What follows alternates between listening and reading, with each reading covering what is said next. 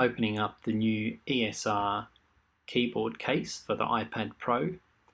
This is a replacement keyboard because the last one of the same brand suddenly stopped working after 1.5 years. This is the old keyboard, which just doesn't work anymore. You can't charge it or anything, so it's totally useless. And it was quite useful, and that's why I really wanted to get a new one. So it works with a magnet that goes on the top, and it's very easy to take on and off, which is great if you're using it for music and putting it on the music stand. The one thing about this keyboard was it was very heavy, heavier than my MacBook Pro actually.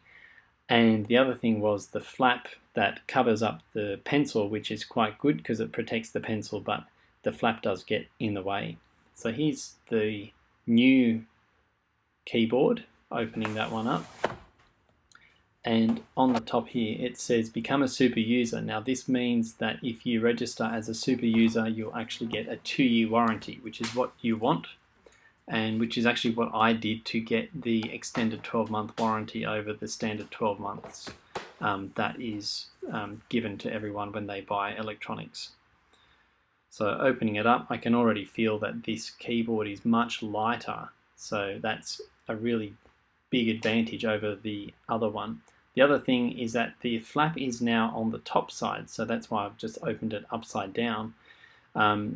I suspect that that flap now is going to be annoying, that it's going to be hanging over the screen of the iPad when it's attached with the magnet. So just putting the two side by side here, this is the old one and the new one. You can see the new one has much more squared edges, much like a MacBook laptop, whereas the old one has rounder edges. So that's one of the other main differences. The keys are slightly more square as well, and again the flap is on the top, so have to kind of get that flap out of the way to put the iPad up on the keyboard.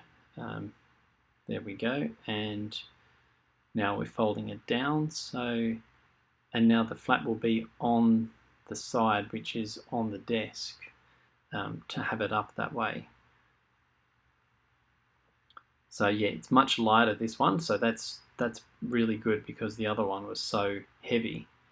And opening it up here, so the magnet is quite strong, just as strong as the previous keyboard. And just turning it on here and connecting it via Bluetooth. So one of the things about this keyboard, that it being Bluetooth, is that it took a couple of seconds for the Bluetooth to reconnect to wake it up when you were typing. And this one is still about the same. It's 2 or 3 second lag before it connects with the Bluetooth to start typing.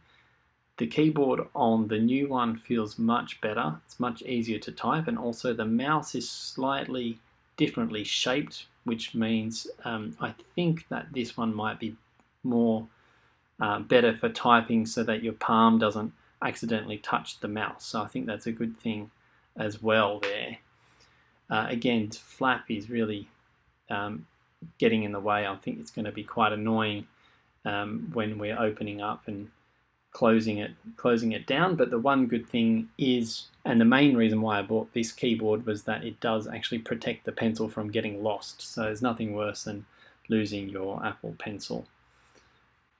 And the charger is a USB-C cord, and overall this is a great keyboard for musicians who are traveling and using it for music and also doing a bit of typing.